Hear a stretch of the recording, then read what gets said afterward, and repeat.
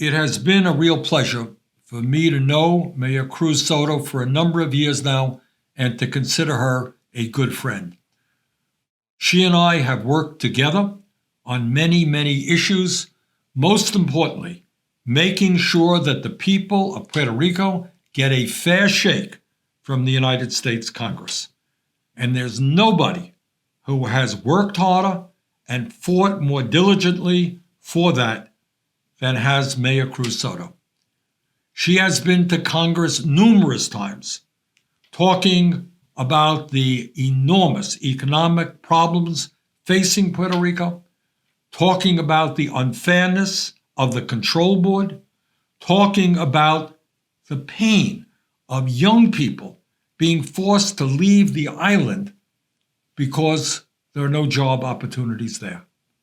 And there is no one I know who has been a stronger voice for the people of Puerto Rico than she has. And I'll tell you something else. In 2017, after Hurricane Maria devastating the island, I visited with Mayor Cruz Soto in San Juan, and we walked the streets together. And I don't believe that I have ever seen a politician or a public official who interacted with the people in a more human and down-to-earth way than she did. No police protection, no big staff around her, just the mayor and me walking the streets and talking to the people who were hurting and talking to them in a very honest and straightforward manner, and they responded. And that impressed me very, very deeply because she has a relationship to her constituents that is extremely unique. And I want you all to know that there is a reason why Donald Trump is not a great fan of the mayors. And that is because she has demanded from the government that the people of Puerto Rico receive the kind of help that they are entitled to, no differently than the people of Texas or any other state in the country. She has stood up and fought for her constituents, and when you do that, you do not win the respect and the affection of Donald Trump. But it's the right thing to do, and that is what she has done. But it is not only demanding justice for Puerto Rico, but she has demanded justice in terms of the whole issue of immigration reform. Like all of us, she was outraged to see U.S. government officials tear little babies away from the arms of their mothers, and she has been a strong, strong proponent for comprehensive immigration reform for the undocumented.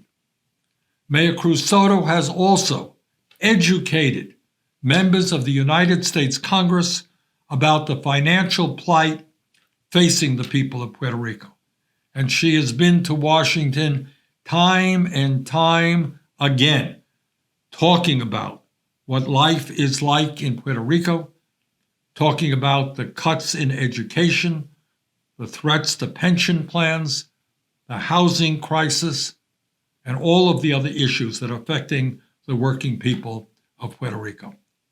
And I know that as governor, she will continue to fight for real economic development in Puerto Rico, including tax code reforms, which would bring back the pharmaceutical industry and the good-paying jobs that used to exist in Puerto Rico in that industry.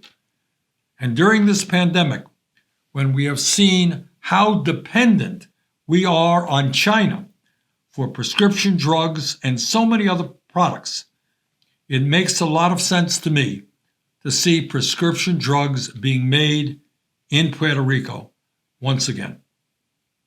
For all of these reasons and many more, I believe that Mayor Cruz Soto would make a wonderful, wonderful governor. And I am very proud to support her. I look forward to working with her in the coming months and in the coming years. There's an enormous amount of work to be done. And I know that Puerto Rico could could not have a better governor than Mayor Cruz Soto. Thank you all very much.